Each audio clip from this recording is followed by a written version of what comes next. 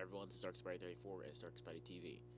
And for you lucky 7 people who subscribe to me, this is uh this is a commentary for episode 1 of the Amazing Lego Spider-Man: The Origin. Uh, I think I could have come up with a better name for that, but I didn't. I'm pretty much gonna be uploading every single, almost every, not every single episode, just main episodes, or important episodes. Just give you a more in-depth look at them and what I was aiming for, and what I was, going through, making these. Um, this is probably like my 7th time doing a commentary for the first episode because it didn't feel right. It wasn't, something was wrong, and I don't know if you can tell, but I have a new microphone. And you guys who stuck with me for nearly 2.5 years, um, quickly it's going on 3 years already, that I always have a tough time with audio. I've had a tough time with audio since the very, very, very beginning. The first was I didn't have a microphone. Second was then I got this laptop and there was a microphone in the speakers, and that is not great sound quality at all. Then I got another microphone and during the 13 episodes, and it was too loud, and then it just started having problems. And I got another microphone, and that had even more, well, less problems. It had the least amount of problems, but it still had problems like the hissing and the clicking noise every time you pause the video. It's happening now, and now it's just up to a hassle. Just forget it. I'm getting a USB microphone, so that's what I'm using now. So the second episode of commentary won't have it because I kind of did these out of order by accident. So yeah. I'm trying not to go over too long because sometimes I just talk and talk and talk, but that's not the case at school. Okay, clicking around. I'm gonna play the video now. Okay, and that represents, I don't know if you know by now, but the 2 cameras I used during this episode: JVC video camera and a Cybershot camera. Brick Studios, which always alternates from bricks and bricks and bricks back and forth. I didn't want to copy off of One Brick Studios, Nathan Wells, One Brick Studios, so just Brick Studios works better. Uh, yeah, they help with that. When I was making these titles, I didn't know I could just make a video and then make a title video and put that in with each episode. So I made it differently every single time. So the whole comic book thing that you saw earlier, that was basically what you're looking at right now. I just my own thing I made. Man, that is so old. It looks so terrible now. So does everything from this episode to me. I remember, okay, the current time this is filming is, geez, this has to be at least January 2008.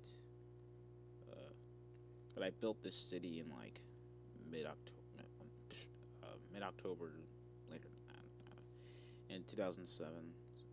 I don't know why I just filmed it up there for like a second or so. I put Doc Ock in here to mix it up a bit, and I thought I'd have a lot of fun with connecting these things together and bringing it up later. Continuity, boom. Oh, jeez, that is so lame. I don't know if you can tell, but one of the arms is actually shorter than the other because originally I was gonna make paper. I was gonna cut it out of paper for the show, and I don't know if I still have it. I think I still have it somewhere. Just like I just cut out paper for the arms. I'm like, this is so lame. What am I gonna do with this?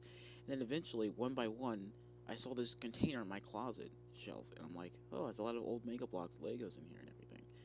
So I one by one started putting the pieces together, and I was so close, just short of one. And I think I still am short of one. I think no, I don't remember.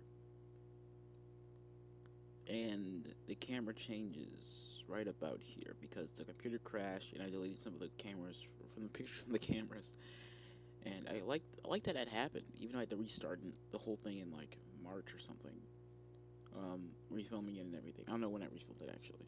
It's a great symbolism here about how everything's all now brighter and colorful now, and everything was just bleak and boring before he was Spider-Man. That was a terrible fight scene. That's the only time he changes his clothes to season 2 clothes. So I just want to say everyone else called him a freak, not Harry. Let's get that out of the way. I'm so terrible at animating multiple things. Now I'm not, I decided to go with the whole natural webbing thing because, I don't know. I just did.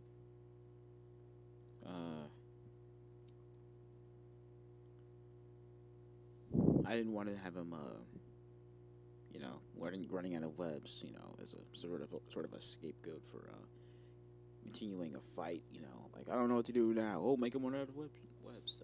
Okay. Brilliant. That's sort of you know, it's not that creative.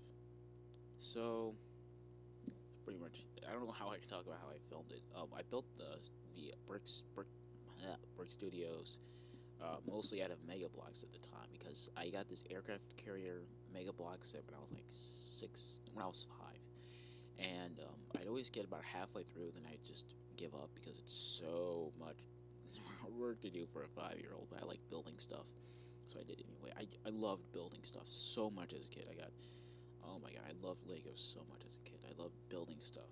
I loved robots and everything. It was just I was obsessed with building stuff. I really was. And I was obsessed with but when I was 11, I just that's when I started drawing these designs for futuristic stuff. For some reason, 2005 was a really good year for me. I don't know why.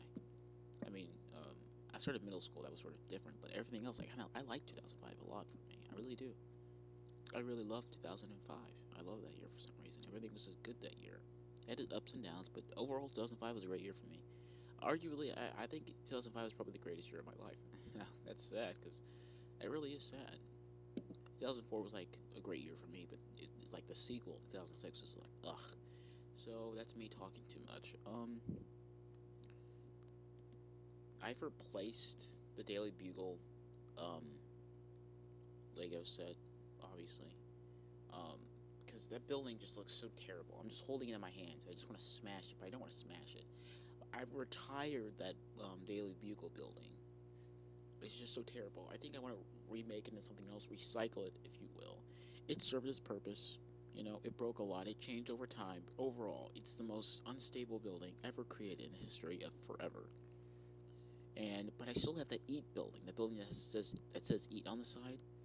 And I'm thinking, I should get one of those huge Lego buildings that you see in like Nathan Wells videos or Zach Mind Game Studios films. Those really big sets. And I actually did got one of those for Christmas. It cost $150, and it took so long to build. Like I did it 2 days straight, and I got tired. So, if you're wondering what this has to do with anything, it has to do with the evolution of the set from the time then. So, I remember just like waiting for the view count to just rise, and I remember when it got to 100, I was so excited. I remember when I got my first subscriber, I just started freaking out. I had one subscriber, just one entire life, and I can't imagine you actually liking someone's videos, and they have no subscribers, and you're subscribing to them. Like, should I really be doing this? So, it's pretty much an awkward position, but that's the episode 1 commentary. Thank you, 7 people, for watching this. There will be more on here if you want a more in-depth look in the show. Um, and for things you wouldn't normally see watching it, I'll just explain some